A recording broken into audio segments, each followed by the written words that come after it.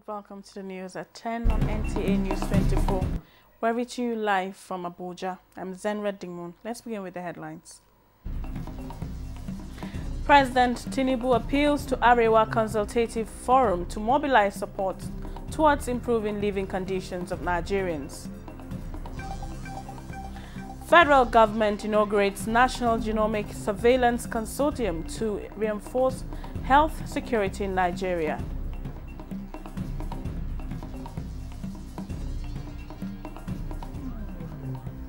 INEC chairman upbeat flooding of commission's facility in Edo State will not affect conduct of governorship election.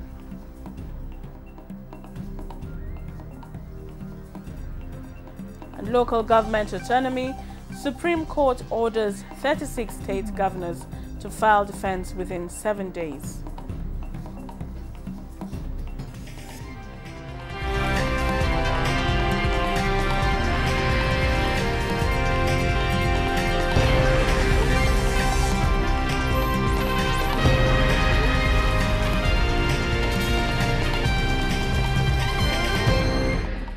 President Bola Tinubu is seeking for the intervention of leaders of thought in the country, including the Arewa Consultative Forum, ACF, to prevail on state governors so they complement the national effort at improving the living conditions of Nigerians. President Tinubu made the passionate appeal in Abuja during a meeting with leaders and members of the ACF, the Political and Cultural Association of Leaders from Northern Nigeria. State House correspondent Musbah Nawahab reports.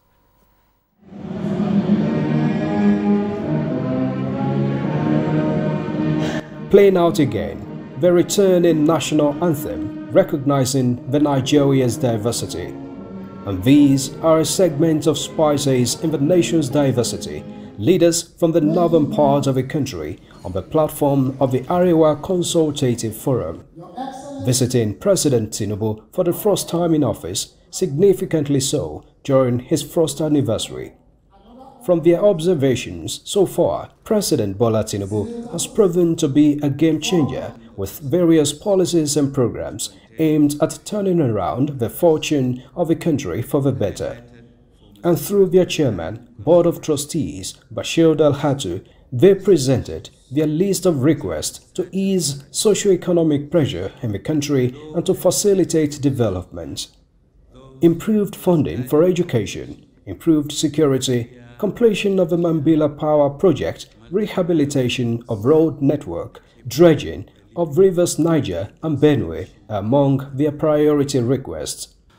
Amongst others, we have drawn the attention, to your kind attention, Your Excellency, the ongoing railway and highway projects, the oil and gas exploration in the north, the need for accelerated development of hydro and renewable energy technologies, the early completion of the AKK, Ajakuta Kaduna Kano gas pipeline project, the Great Green Wall, and other climate change mitigating measures, etc. And the requests of these leaders appear to equally be the priority of the president. And he says the number of out-of-school children, level of infrastructure decay, poverty in parts of the country are not acceptable. Education is a tool against poverty. That brought so many of us here. The reflection of poverty in the north is unacceptable. It is the interest of Nigeria to make sure that we pay attention to the cause and eradicate the reason for that situation.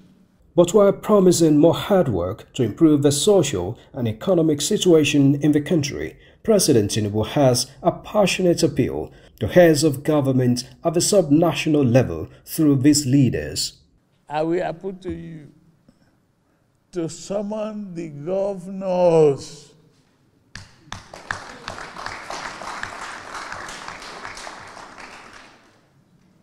summon them, call them up.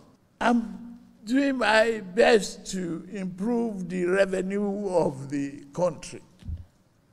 and given them their due. But they must equally be sympathetic to the populace, and they must consider the need of the local people. People reside in the local government. If the local government are not free, don't hang on to the number. We have 774 local governments. It's just a number.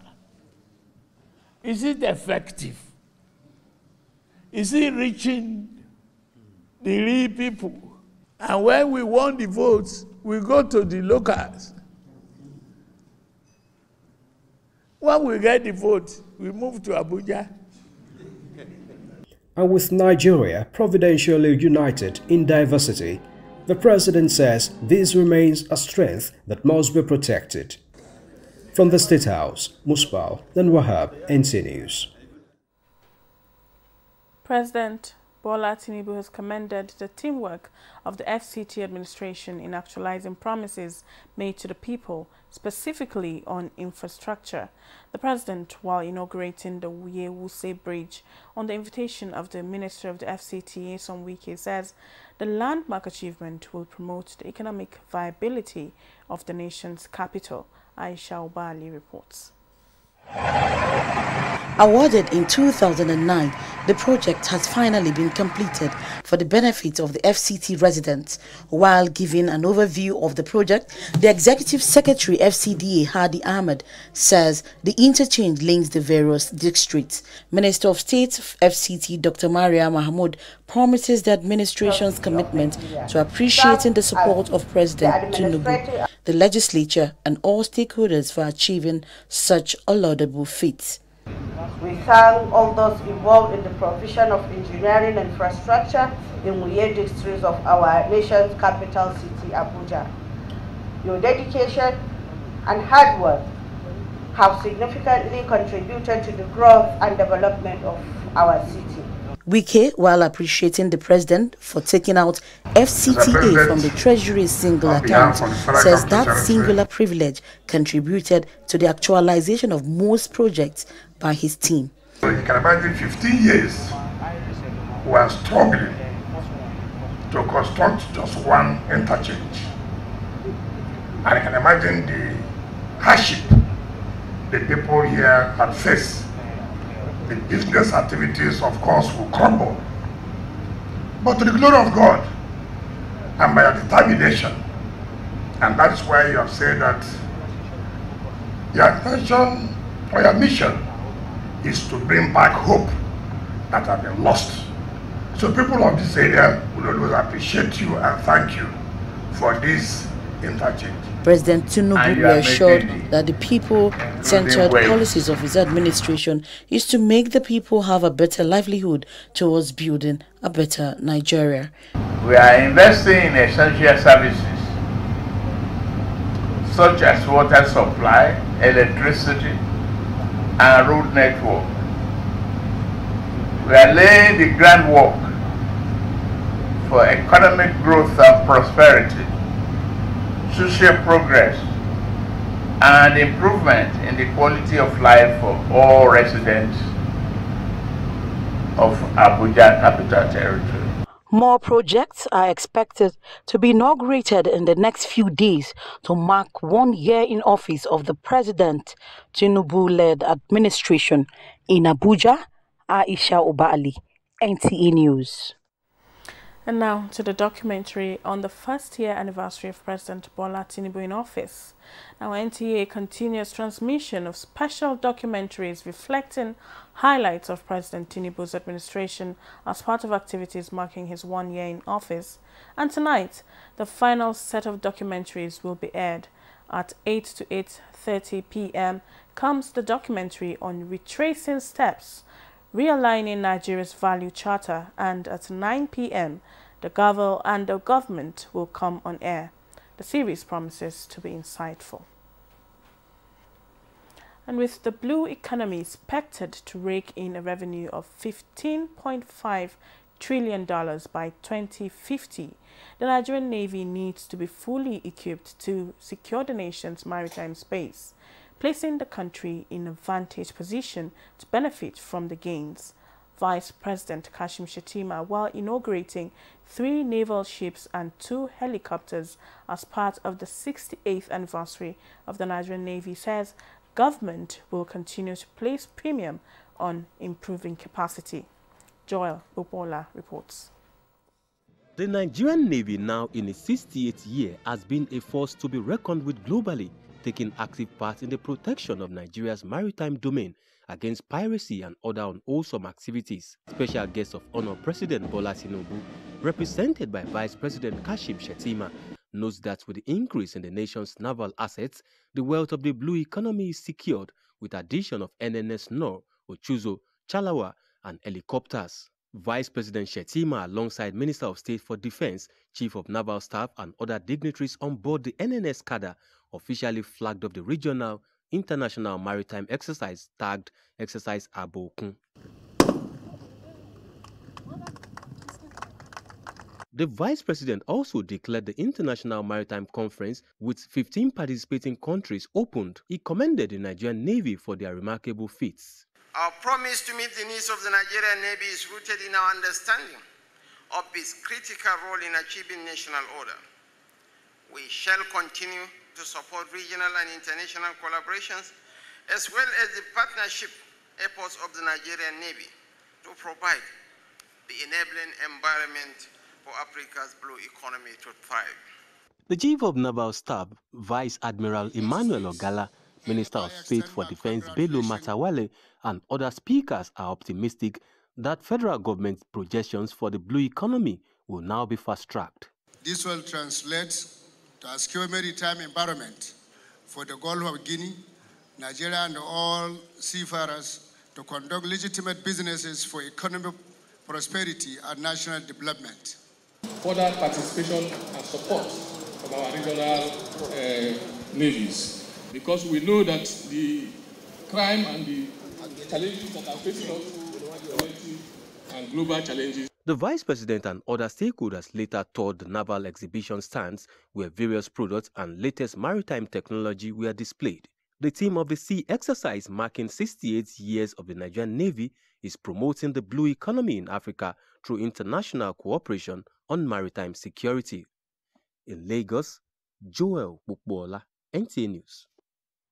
The federal government has inaugurated the National Genomic Surveillance Consortium, a strategy to improve preparedness and reinforce health security in Nigeria.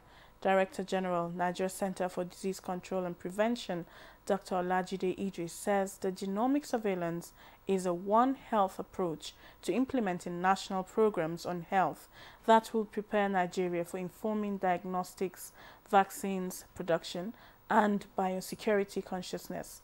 Oluseyi Adeagbo has details. Approaches to infectious diseases control are evolving, with many high-throughput sequencing and data handling technologies. The advent of COVID-19 2019-2020 opens many countries to the role of genomic surveillance as an essential public health tool. Many countries have continued to sustain lessons learned, especially the impact of technology in the fight against the pandemic. The Nigeria Center for Disease Control and Prevention, NCDC, now champions the formation of a national genomic sequencing, setting national health security as priority. We were able to make our first sequence following the amplification of a strand of Ebola. The primers used were pan-phyllo. Your commitment to advancing our national health infrastructure through genomic science is truly commendable. We at CHI are eager to offer our full support and collaboration. This is apt and in the right direction of moving the country forward. And the Federal Ministry of Environment is committed to global health security. Part of the consortium's task is to develop national genomic surveillance strategy and reviewing sequencing activities across laboratories nationwide. Over the years, new technologies have come up, This one we're talking about now is one of the latest technologies, genomic sequencing. This one you go deep into the structure of our makeup, genetic makeup, DNA. We can discover a lot of information. We can use the science for a lot of things. One of them is how to detect these diseases, how they are transmitted, so that we can react quickly. While Nigeria keeps experiencing the reoccurrence of infectious diseases such as Lassa fever, monkeypox, and others, these players in national response to infectious disease control and prevention believe the country will be better strengthened, especially as sub-national entities in health response and improving the nation's pandemic preparedness. In Abuja, Olusheye Adiagbo, NTA News. You're watching the news at 10 on NTA News 24. Stay with us as we bring you more reports after this break. It's been an uncommon year of public policy and governance to renew hope in Africa's largest democracy. Beginning May 27, join us on TV, online and on mobile for a series of documentaries and live shows as we detail the hope, resilience and progress of Nigeria in the last 1 year. Tune in as we make sense of Nigeria's paradigm shift in monetary and fiscal policies, death of the parasitic monster called subsidy, and boost in agriculture and food security. NTA.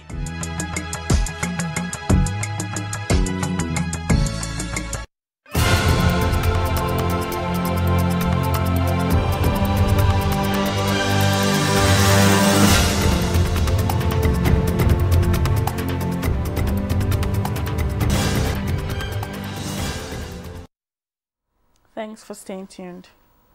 Now, the chairman, Independent National Electoral Commission, Professor Yakubu Mahmood, says the recent flooding of the Commission's facilities in Edo State will not in any way affect the conduct of the governorship election and the ongoing continuous voter registration exercise in the state.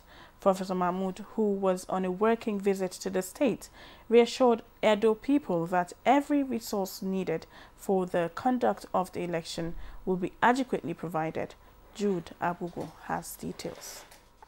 The chairman was joined on arrival by the Federal Controller of Works, Edo State, and officials of the Commission to assess damage caused by the flooding with a view to finding solution to reoccurring flood incidents in Edo INEC office. He assured personnel and voters in the state that every equipment damaged by flooding will be replaced.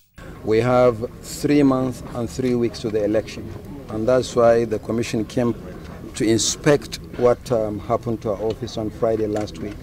So there is no immediate plan to relocate. We believe, based on what we have seen, we can fix the problem ahead of the election. And it's better actually that we conduct the election in our own facilities. The state resident electoral commissioner, Anubum Onoha, thanked the chairman for his swift response to the flood incident. All the assurance we are giving you here is that the mandate and the vision of the commission will be maintained in Edo.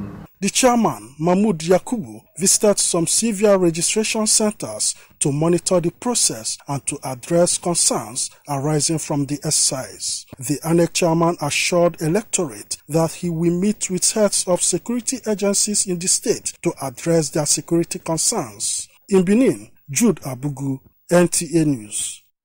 Now to the Temple of Justice, where the Supreme Court has ordered the 36 state governors to file their defense within 7 days in a suit filed by the federal government on democratization of the third tier of government. In this suit, the federal government is seeking full autonomy for the 774 local governments across the country. Dele Atumbi of our Judiciary Desk reports. This matter was filed by the Attorney General of the Federation and Minister of Justice, Lateef Fagbemi SAN, on behalf of the federal government as plaintiff against the Attorneys General of the 36 states on behalf of the 36 states governors as defendants. Attorney General of the Federation and Minister of Justice as the Chief Law Officer of the nation filed the suit on 20th May 2024. In the originating summons, the Attorney General of the Federation, Lateef Fagbemi SAN, is seeking full autonomy for local governments as the third tier of government in the country. The Attorney General of the Federation and Minister of Justice is praying the Supreme Court for an order prohibiting state governors from unilateral, arbitrary, and the unlawful dissolution of democratically elected local government officials. The plaintiff is also praying the Apex Court for an order permitting the funds standing in credits of local governments to be directly channeled to them from the Federation account in line with the provisions of the Constitution as against the alleged unlawful joint account created by governors. He also sought an order of the Apex Court stopping governors from constituting caretaker committees to run the affairs of local governments as against the constitutionally recognized system. Besides, the federal government applied for an order of injunction restraining the governors, their agents and privies from receiving, spending, or tampering with funds released from Federation account for the benefits of local governments when no democratically elected local government system is in place in the states. At the commencement of hearing, 28 states entered appearance while 8 states were absent. The Supreme Court ordered the defendants to file their defense within 7 days. The 7-man panel of justices led by Justice Garba Lawa gave the order while ruling on an application for abridgment of time argued by the Attorney General of the Federation and Minister of Justice Lateef Fagbemi SAN. Justice Lawa said that the decision of the court was predicated on the national urgency of the suit and the non-objection from the Attorneys General of the 36 states of the Federation. Justice Lawa ordered that the 8 states yet to enter appearance in the matter as at Thursday's proceeding must be served with fresh hearing notice. The court aired that filing of all processes and exchanging of same must be completed within the time and subsequently fixed June 13 for hearing of the suit. In Abuja, Dele Atumbi, NTA News.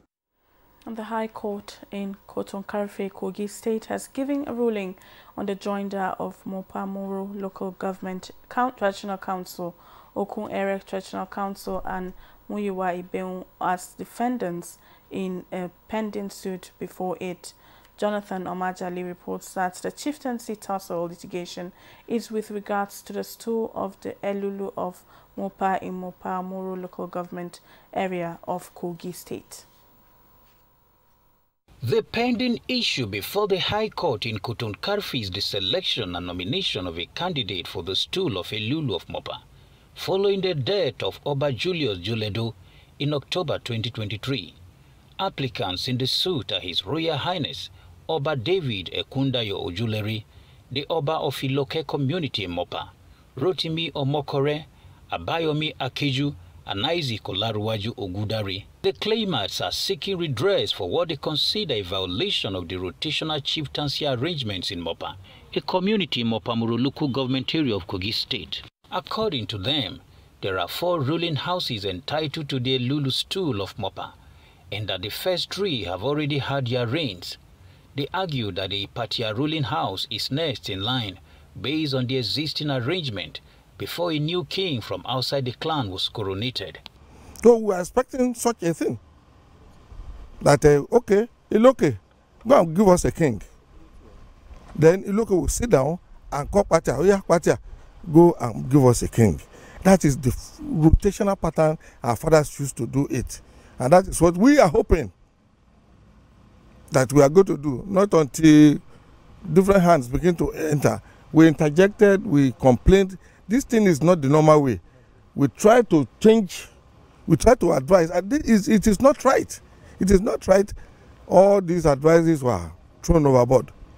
The respondents included Otumba David Saul, representing himself and Mopa Traditional Council, Mopamoro Local Government and Chieftaincy Affairs, and the Attorney General of Kogi State. During the sitting on May 27, 2024, Justice Aminu Eri of the High Court Koton-Karfe gave a ruling on the joinder of Mopamoro Local Government Traditional Council, Okun Area Traditional Council, and Muyiwa Iben as defendants in the pending suit. There was an application filed by the claimant seeking to join the Mopamoro Local Government Traditional Council, the Okun Area Traditional Council, and also the Owa of Mopa, Muyiwa Iben.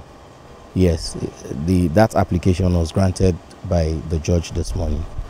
The next hearing is scheduled for July 10, 2024. From Koton-Karfe, Jonathan Omajali, NTA News. Now, as part of activities marking the President administration's 1 year in office, wife of the Nasarawa State Governor Silifat Abdullahi Sule has paid a moral-boosting visit to inmates at the Lafia Custodial Center. Ayena Jai Auta reports that the wife of the governor urged the inmates to make the best use of their stay so that they will be better citizens when they are out of the center. In company of wives of some principal officers of the state government, the visit is to commemorate the first year anniversary of Governor Abdullahi Sule's second tenure in office, while presenting food items such as rice, spaghetti, noodles, oil and detergent. Wife of the governor Silifat Abdullahi Sule urged the inmates to be open to learning and correction and to be of good conduct.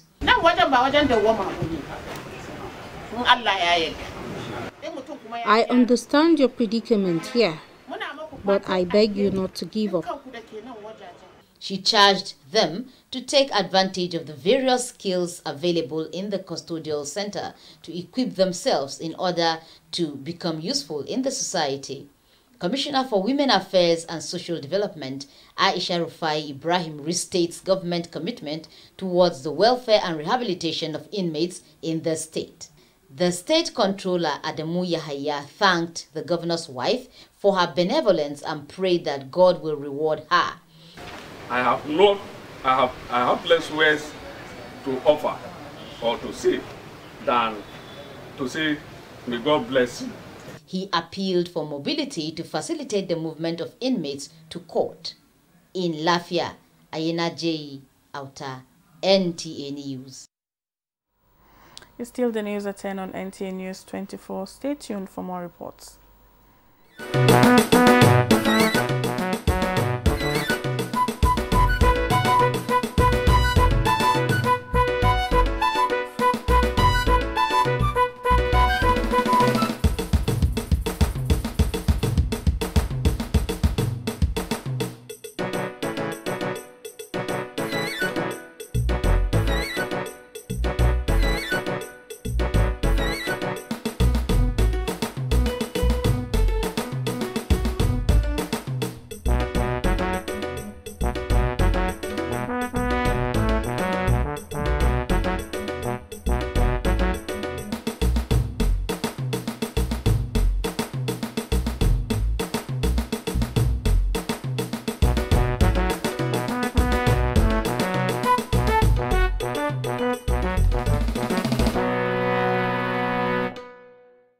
Thanks for staying with us. Now, traditional institutions play a pivotal role in ensuring peaceful coexistence. With a constitutional role that will restore this highly revered institution to its pride of place, many of the teething problems bedeviling the nation will easily be nipped in the bud before escalating to a festering sore. Esunupe His Eminence Al-Haji Yahya Abubakar at a public lecture organized by the Nigerian Institute of International Affairs on Traditional Authority and National Integration, says the experience of the monarchs is germane to the indivisibility of Nigeria. Joel Bobola reports. The successes recorded by traditional institutions in effectively managing their subjects dates back to pre-colonial era. Even in the colonial era, the British government relied majorly on their wealth of experience to administer the country. At this public discourse on traditional authority and national integration, Esunupe His Eminence Alhaji Yahya Abubakar says, like the proverbial prodigal son, it is time to pay serious attention to some of the alternative solutions that made Nigeria of our founding fathers livable for all. The guest lecturer notes that the National Council of Traditional Rulers should be recognized beyond just advisory role alone.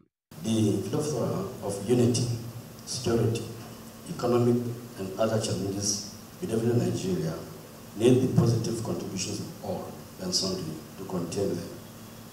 The traditional institution is perhaps the most veritable tool to be used in this regard.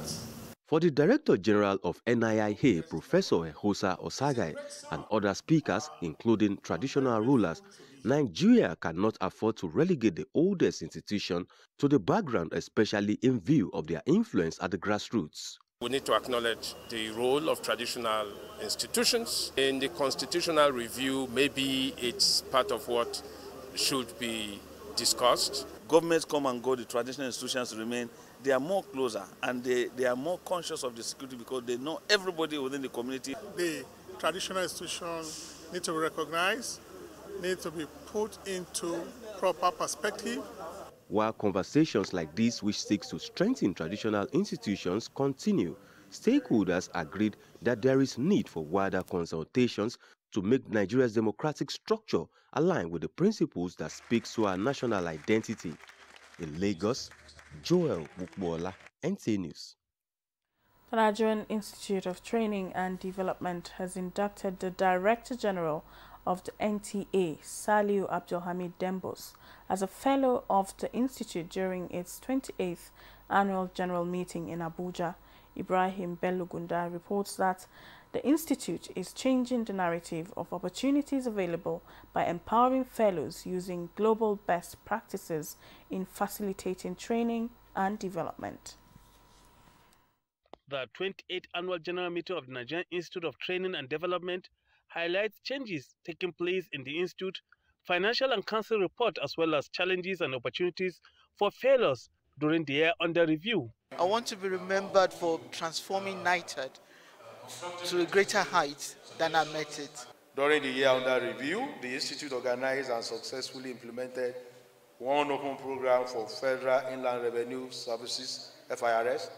Also, the Institute had its monthly free webinar series for members and non-members. The Institute conferred a fellowship award to the Director General of NTA, Saliu Abdulhamid Dembos, represented by Executive Director, Administration and Training, Nansel Nimiel, who was also awarded fellowship of the Institute, expected to contribute to their mission and vision. The honor is being done to the Director General of NTA, as well as, to me, the Executive Director in charge of Administration and Training. And this is very key. It is something that we believe will motivate us, to give greater attention to training. The only thing that is constant, in life is change. And training enables you to prepare, for that change. New executives that will pilot the affairs of the Institute, led by the President and Chairman Governing Council, James Pulus, were elected. I'm deeply grateful for your trust and the confidence reposed in me to lead this prestigious institute forward.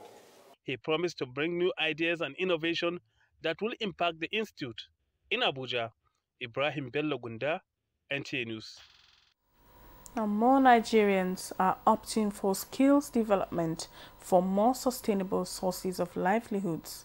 In Akwa Ibom State, a non-governmental organization, the Mary Slessor Akan Glow Foundation, is giving women the leverage to support each other, as well as the vulnerable to purchase needed equipment to upskill their trades. Clement Barikui witnessed one of such instances where young underprivileged artisans were presented with working accessories. The atmosphere depicts a people who are grateful to a woman who has decided to teach them how to fish instead of giving them fish. The empowerment cut across two beneficiaries selected from each of the 10 local government areas in Ikot-Ekpene Senatorial District, the country home of the Senate President, Godswill Akpabio. I feel very excited receiving this. It's very expensive now, we all know. Through our mother, I get this free. I pray that God will bless her. I'm very, very excited. All thanks to Dr. Glory Edet. At the forefront of this gesture is a philanthropist, Dr. Glory Edet, who has promised to keep the legacies of the Scottish missionary Mary Slessor in the area of humanitarian services afloat. As a foundation, by the special grace of God, will continue to add value and continue with the work of Mary Michelle Slessor. And she's done something before for the farmers. She's been doing for different people, for multiple birth parents. Now the women have taken their turn. This is the 6th women empowerment in 2024 alone by the donor.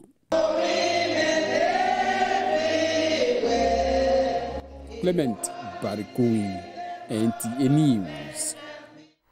Now, the Galaxy Backbone One government cloud embodies the fusion of cutting-edge technology and strategic vision, offering ministries, departments and agencies a centralized ecosystem for data storage. Managing Director, Galaxy Backbone, Professor Ibrahim Adeyanju, says the One Government Cloud is hinged on Presidential Priority 8 of improving governance for effective service delivery. ICT correspondent Olajide Bello reports that this was at the Galaxy Backbone One Cloud retreat for ministries, departments and agencies in Abuja. In the ever-evolving landscape of Nigeria's digital infrastructure, the introduction of Galaxy Backbone One Government Cloud stands as a pivotal moment in the nation's technological trajectory. Designed as a unified platform to streamline operations and enhance efficiency across ministry departments and agencies, MDAs, this innovative initiative represents a bold step towards modernizing governance in Nigeria. I think this meeting is apt, not only because it speaks to the need to digitize the public service, but because it's also bringing key stakeholders together who should be the ones to drive this process if the country is going to move forward. The story began with a spark of innovation ignited by the realization that Nigeria's governmental operations needed to evolve to keep pace with the digital age. With determination in the heart of Galaxy Backbone and lines of code at their fingertips, the team set out to revolutionize the backbone of Nigeria's digital infrastructure. We are excited to introduce the Galaxy Backbone One Government Cloud as a combination of infrastructure and software as a service framework aimed at providing the federal ministries, departments and agencies with the software and secure data storage they require through a standardized unified interface. As the digital landscape of Nigeria began to transform, whispers of change rippled across the nation as Ramatu Sulaiman, Director, Administration and Human Resource, NTA Headquarters, says the retreat has expanded her horizon of digital technology for administrative purpose. The Galaxy Backbone came up with this One Government Cloud system, a framework where all the government documents or organizations, MDAs, will come together and be under one cloud. All documents can be saved there and you can access them anytime. Galaxy Backbone says it will continue to push the boundaries of what was possible, leveraging emerging technologies and forging new partnerships to propel Nigeria into the forefront of the digital age. Olajide Bello, NTA News.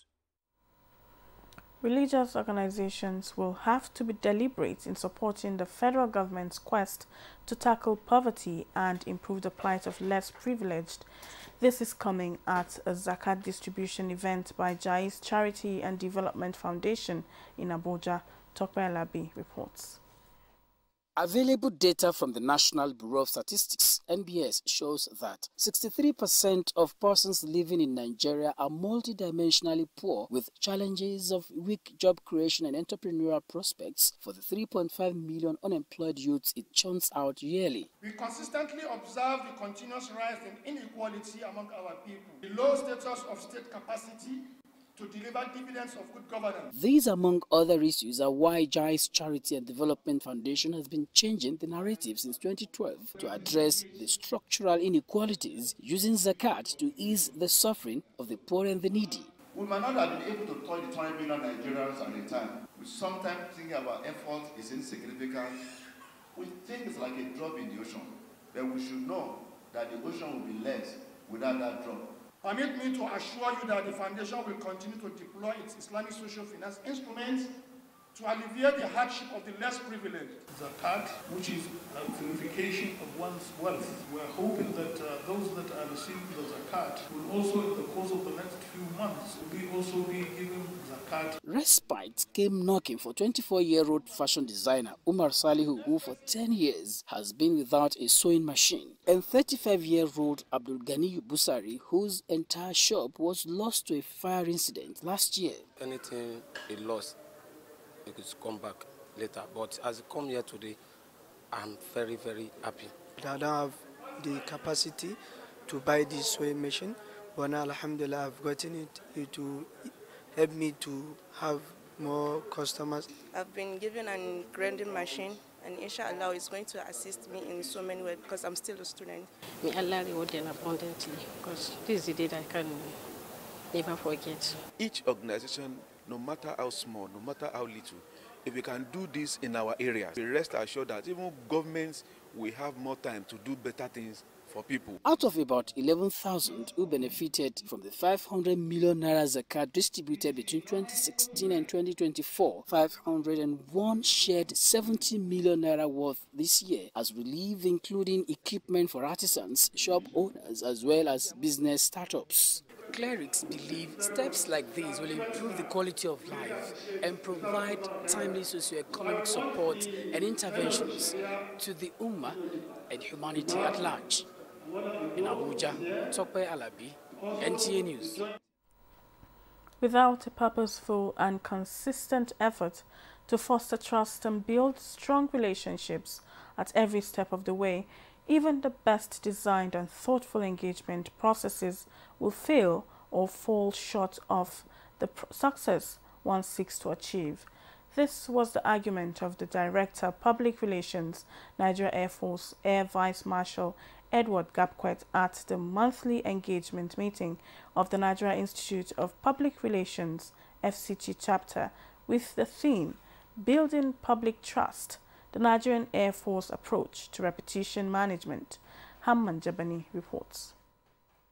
The importance of trust in all engagements cannot be undervalued as it poses serious challenges to those seeking to engage communities in an effective discussion-making and participation processes. This is why the Director of Public Relations, Nigerian Air Force Vice Marshal Edward Gapquet, who was represented in his presentation, says, in spite of the factors that affected the force's reputation in the past, a lot of strategies have been deployed in rebuilding trust that include limiting of releases of the Nigerian Air Force activities in the media space, third-party engagement, effective and strategic communication, among others. Insurgency has made it necessary for us to participate in a lot of internal security operations, and the public must be aware of everything we are doing. We are to continuously build trust and let them know that we are doing all these things because of them. So we do this consistently. We talk less, but we do so much. President and Chairman of Council of NIPR, Dr. Ike Nieleaku, charged members to live by the new dawn ideologies and principles while changing the narrative as public relations experts. Professional value, reputation value, and financial value. Anything you are doing, please make sure, even in life, that these three values are represented. Remember that good people practice public relations, but great people belong to NIPR. And in the place of public relations, it's not just about going for publics, it's about packaging relationships. Because the truth is, when it comes to PR, you are not just doing public relations, you are packaging relationships. And the power of packaging relationships is the power and the dynamic of defining the transactional currency of your community and of your society. Some members commended the Nigerian Air Force for its contribution in the fight against insecurity while appealing for a better synergy, for a better service to the people. Chairman of the FCT chapter inaugurated project and partnership, corporate solution, social responsibility and sustainability, and 2024 AGM committees. Hamman Jabani, NTA News. Deputy Speaker of the House of Representatives, Benjamin Kalu, has condemned the attack on a military checkpoint at Obikabia Junction in Ogbo Hill area of Aba, Abia State on the Thursday by yet-to-be-identified assailants, which reportedly left 4 soldiers dead. In a statement, the Deputy Speaker says the killing of the military personnel who were on lawful duty was unwarranted, outrageous and condemnable. Kalu, who represents Benda Federal Constituency of Abia State, reiterates that the sit-at-home order in the southeast contradicts the Indigbo spirit, noting that Aba people are better known for their enterprising spirit. While suing for peace, Kalu commiserated with the families of the victims, assuring the military hierarchy of legislative interventions to help unravel the masterminds of the attack. Bayelsa State government has advised people of the state to follow due process in resolving issues rather than embarking on protests to press their demands. Timinipre Ohia reports that the governor gave the advice at the State Security Council meeting while reacting to a protest by youths who besieged Government House over the killing of a taxi driver by a policeman in Azikoro community.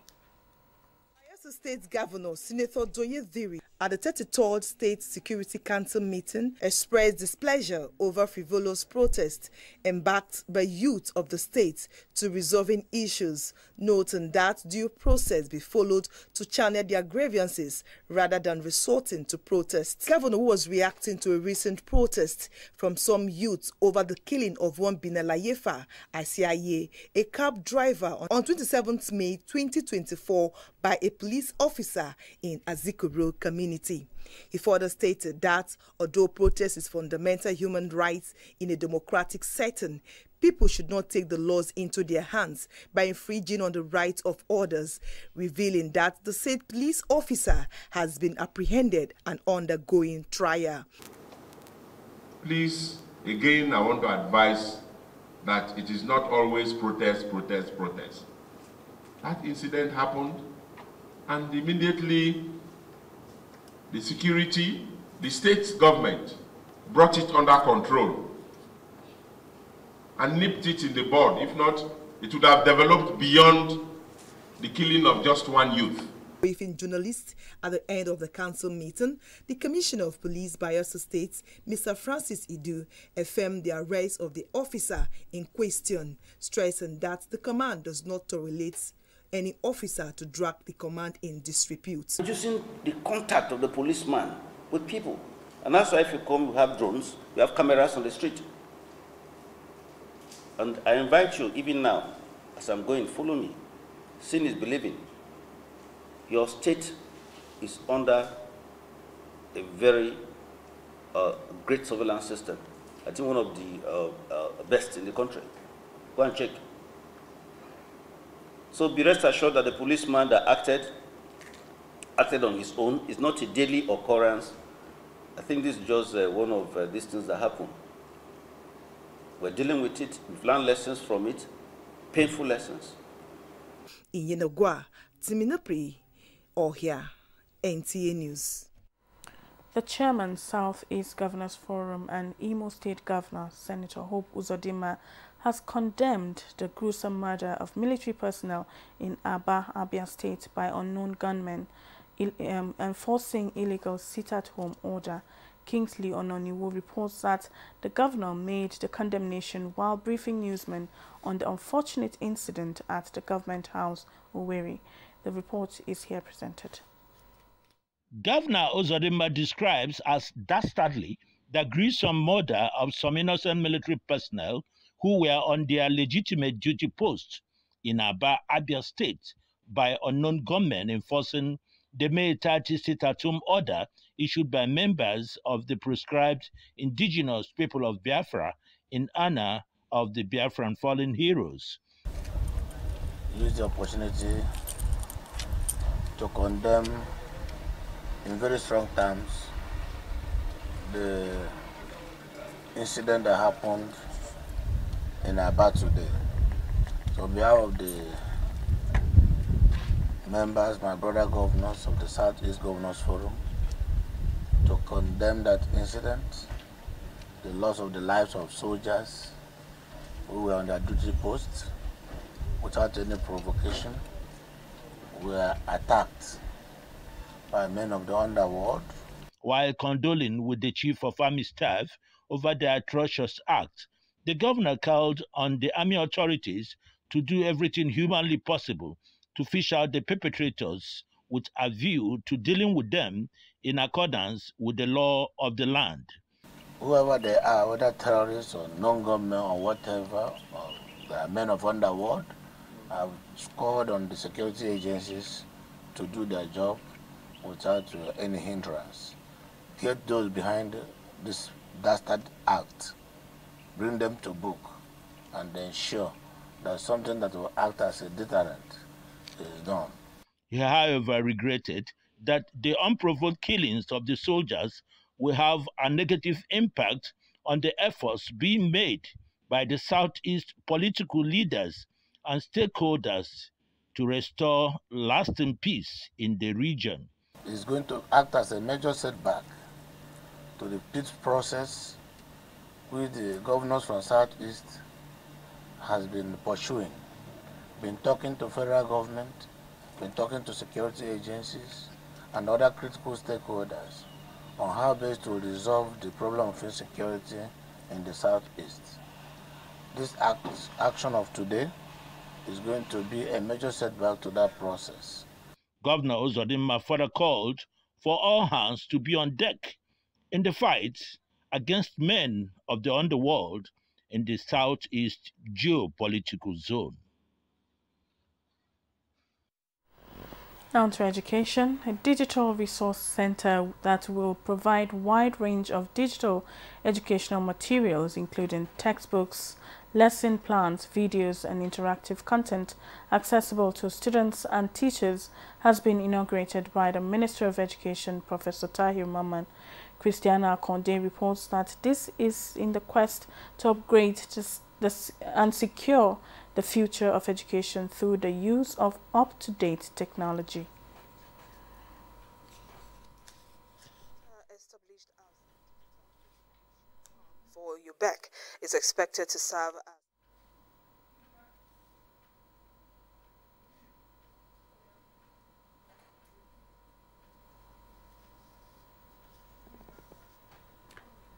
Now, the Kaduna State government has inaugurated one of the modern science secondary schools constructed across the 3 geopolitical zones in the state.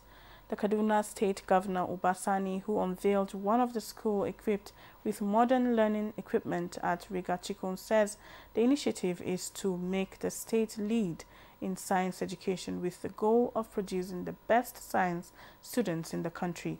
Muhammad Umar Ajinge reports.